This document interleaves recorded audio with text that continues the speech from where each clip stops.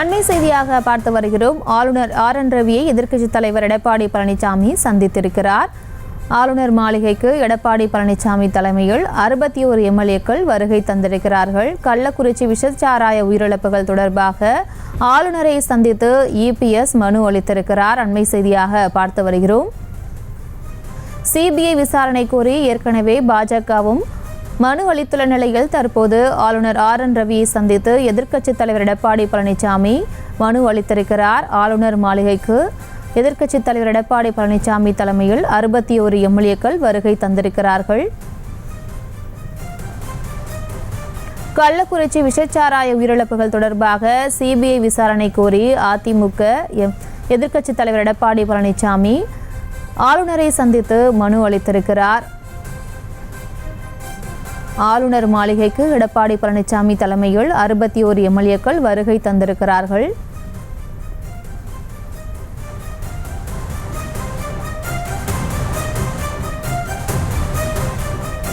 கள்ளக்குறிச்சி விஷச்சாராய உயிரிழப்புகள் தொடர்பாக CBI விசாரணை கேட்டு ஆளுநரை சந்தித்து மனு அளித்திருக்கிறார் எதிர்க்கட்சித் தலைவர் எடப்பாடி பழனிசாமி.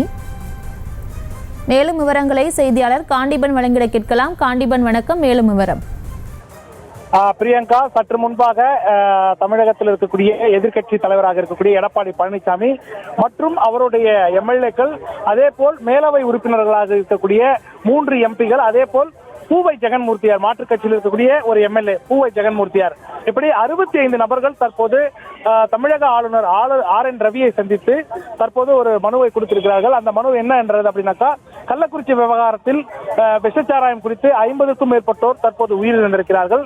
இந்த உயிரிழப்பு தொடர்பாக CBI விசாரிக்க வேண்டும் என்ற ஒரு கோரிக்கை மனுவை கொடுக்க வந்திருக்கிறார்கள். ஏறக்குறைய 24 வாகனங்கள் கவர்னர் மாளிகைக்கு உள்ளே செல்வதற்கு அனுமதி கொடுக்கப்பட்டு தற்போது ஆளுநர் மாளிகையில் இருக்கக்கூடிய RN ரவியை சந்தித்து எதிர்க்கட்சி தலைவர் எடப்பாடி பழனிசாமி அவர்கள் அந்த மனுவை வழங்கியிருக்கிறார். ஏற்கனவே நேற்று பாஜக சார்பில் அண்ணாமலை தரப்பில் கொடுக்கப்பட்டு வந்த நிலையில் தற்போது எதிர்க்கட்சி தலைவராக இருக்கக்கூடிய எடப்பாடி பழனிசாமி தலைமையில் அவருடைய கட்சி ஆதரவாளர்கள், அதாவது MLAக்கள் உட்பட மற்றும் மேலவை உறுப்பினர்கள் என 65 நபர்கள் தற்போது RN ரவியிடம் புகார் மனுவை கொடுத்துக் கொண்டிருக்கிறார்கள். குறிப்பாக விஷச்சாராயம் குறித்து உயிரிழந்தவர்களுடைய விசாரணையை CBCID விசாரிக்க கூடாது, இதை CBI தான் விசாரிக்க வேண்டும் என்ற ஒரு கோரிக்கையை தான் தற்போது எடப்பாடி பழனிசாமி அவர்கள் ஆளுநர் RN ரவியை சந்தித்து வழங்கியிருக்கிறார்.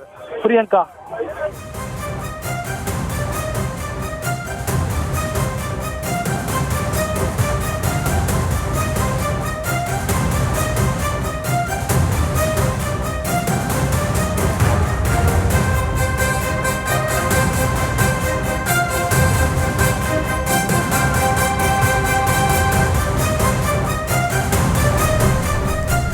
காண்டிபன், தற்போது எதிர்க்கட்சி தலைவர் எடப்பாடி பழனிசாமி ஆளுநரை சந்தித்திருக்கிறார்.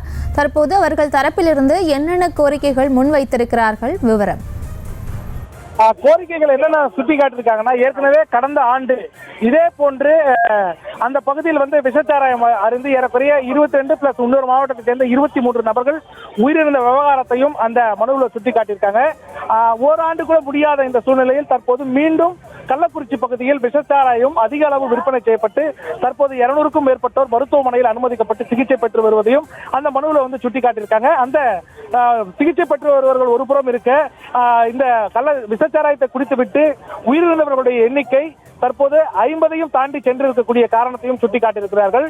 இந்த விபத்துக்கள், இந்த உயிரிழப்புகளுக்கு காரணமாக இருக்கக்கூடிய நபர்கள் திமுக பின்புலத்தை கொண்டவர்களாக இருக்கிறார்கள் என்கிற ஒரு விஷயத்தையும் இந்த மனுவில் சுட்டிக்காட்டி இருக்கிறதுக்கு வாய்ப்பு இருப்பதாக தகவல் தெரிவிக்கப்படுகிறது. அதே நேரத்தில் இந்த விஷயங்கள் சுட்டிக்காட்டப்பட்டாலும் ஏற்கனவே மாநில அரசு இந்த விஷச்சாராயம் குடித்து உயிரிழந்தவர்கள் தொடர்பாக CBCID விசாரணை மேற்கொள்ள உத்தரவிட்டு அந்த விசாரணையானது தற்போது சென்று கொண்டிருந்தாலும் மாநில அரசுடைய கட்டுப்பாட்டில் இருக்கக்கூடிய காவல்துறை விசாரணை செய்யும்போது இதில் கட்சி சம்பந்தப்பட்ட நபர்கள் தப்பிக்க விட்டு விடுவார்கள் என்ற ஒரு விஷயத்தையும் சுட்டிக்காட்டியிருக்கிறார்கள்.